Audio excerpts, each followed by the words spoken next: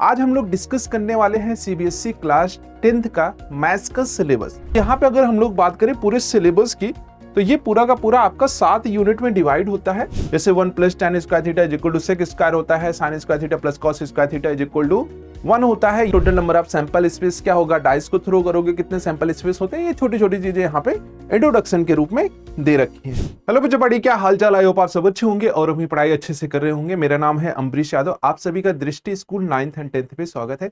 आज हम लोग डिस्कस करने वाले हैं सीबीएसई क्लास 10th का मैथ्स का सिलेबस। ठीक है, ये अभी जो है हम लोग जो प्रीवियस जो सिलेबस था, जो अभी आपका 2025-26 का वही ले रहे हैं, क्योंकि अभी ऑफिशियल कोई नया सिलेबस नहीं आया है तो आपकी स्टडी रुकनी नहीं चाहिए, क्योंकि सिलेबस में मेजर चेंजेस नहीं होते हैं। 1-2 टॉपिक हटते हैं, 1-2 टॉपिक एक्स्ट्रा ऐड होते हैं। तो अभी हम लोग पुराने सिलेबस को ही लेके चलेंगे।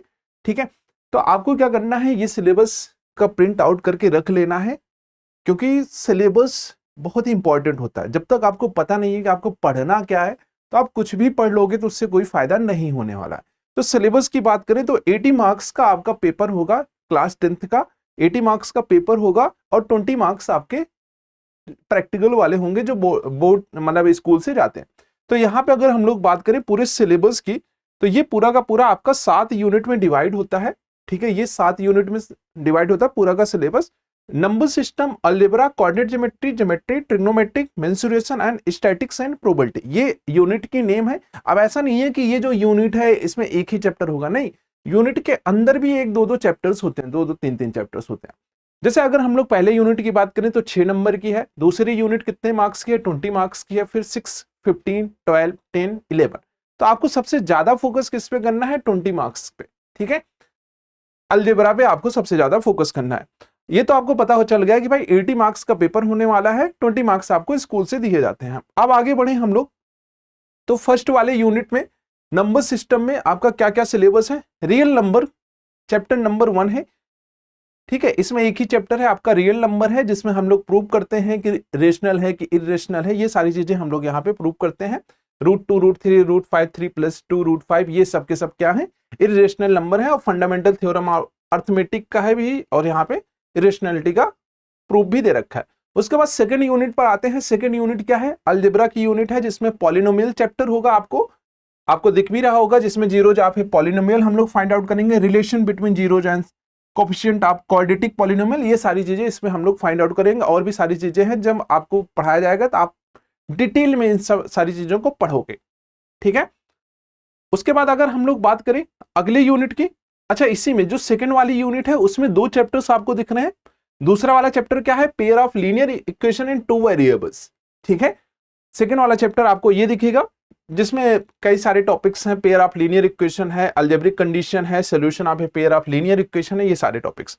फिर थर्ड वाला, इसी में सेकंड यूनिट में थर्ड वाला जो टॉपिक्स है, थर्ड वाला चैप्टर जो है वो क्वाड्रेटिक इक्वेशन का होने वाला है, जिसमें हम लोग पॉलिनोमियल को, जो आपका क्वाड्रेटिक पॉलिनोमियल होता था, उसी को इक्वल टू 0 कर देंगे तो इक्वेशन बन जाएगा। फिर सारी चीजें वहां से हम लोग फाइंड आउट करेंगे, डिस्क्रिमिनेंट फाइंड आउट करेंगे, रूट्स फाइंड आउट करेंगे, रूट्स के बीच में रिलेशन फाइंड आउट करेंगे, ये सारी चीजें इसमें हम लोग फाइंड आउट करेंगे। उसके बाद इसमें फोर्थ वाला चैप्टर आता है अर्थमेटिक प्रोग्रेशन। आपको पता है सेकंड यूनिट 20 मार्क्स की है, तो भाई इसमें फोर्थ वाला चैप्टर क्या है, एपी है आपका, अर्थमेटिक प्रोग्रेशन। ठीक है, अभी आप 9th का सिलेबस देखोगे तो 9th में अर्थमेटिक प्रोग्रेशन ऐड हो चुका है। ठीक है, तो 9th वाले बच्चों के लिए अभी थोड़ा सा आसान हो गया। कोऑर्डिनेट ज्योमेट्री की बात करें तो ये यूनिट नंबर 3 आती है, कोऑर्डिनेट ज्योमेट्री। इसमें कौन कौन सी टॉपिक आपको दिखेंगे, कोऑर्डिनेट ज्योमेट्री पहला ही इसमें टॉपिक दिखेगा। फिर ट्रायंगल दिखेगा, जो प्रूव आता है बीपीटी थ्योरम वगैरह का, तो इसमें ये दे रखा है। उसके बाद अगर हम लोग आगे बात करें सर्कल, ठीक है, थर्ड वाला चैप्टर इसमें सर्कल आता है। उसके बाद हम लोग ट्रिग्नोमेट्री की बात करें तो introduction to trigonometric, basic trigonometry दे रखी है, रेशियो दे रखा है, उनमें रिलेशन दे रखा है।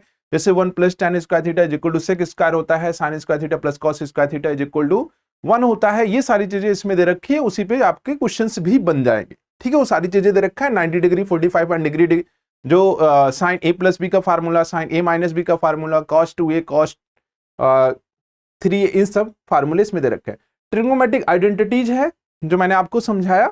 उसके बाद हाइट एंड डिस्टेंस, यहां से क्वेश्चन आपका बनता है केस स्टडी वाला, आपको पता होगा सीबीएसई में केस स्टडी का, अगर आप पीवाईक्यूज वगैरह देख रहे होंगे तो उसमें केस स्टडी का एक क्वेश्चन यहां से आपको दिख जाएगा हाइट एंड डिस्टेंस से। फिर उसके बाद हम लोग नेक्स्ट वाली यूनिट की बात करते हैं जिसका नाम है मेंसुरेशन। इसमें एरिया रिलेटेड टू सर्कल है, सर्कल से संबंधित जितने भी आपके एरिया वगैरह हैं वो सारे फाइंड आउट करने हैं। फिर surface area and volume find out करना होता है। फिर उसके बाद अगर हम लोग सातवीं और आखिरी यूनिट की बात करें तो स्टैटिक्स एंड प्रोबेबिलिटी। इसमें भी स्टैटिक आता है और प्रोबेबिलिटी आता है। प्रोबेबिलिटी देखो आपको आगे भी पढ़ना होता है। अगर आप साइंस ले रहे हो, मैथ्स ले रहे हो क्लास 11th में, तो प्रोबेबिलिटी आपको क्लास 11th में भी थोड़ी सी मिलेगी इंट्रोडक्शन, और 12th में भी मिलेगी इंट्रोडक्शन। तो यहाँ पे भी इन्होंने बेसिक सी प्रोबेबिलिटी दे रखा है कि कॉइन को फ्लिप करोगे तो total number of sample space क्या होगा, डाइस को थ्रो करोगे कितने सैंपल स्पेस होते हैं। ये छोटी छोटी चीजें यहाँ पे इंट्रोडक्शन के रूप में दे रखी है। ठीक है, स्टैटिक्स भी है। स्टैटिक्स में आपका वही है, मीन है, मीडियन है, मोड है, ये फाइंड आउट करना होता है। उनके सारे फार्मूले भी दे रखे हैं।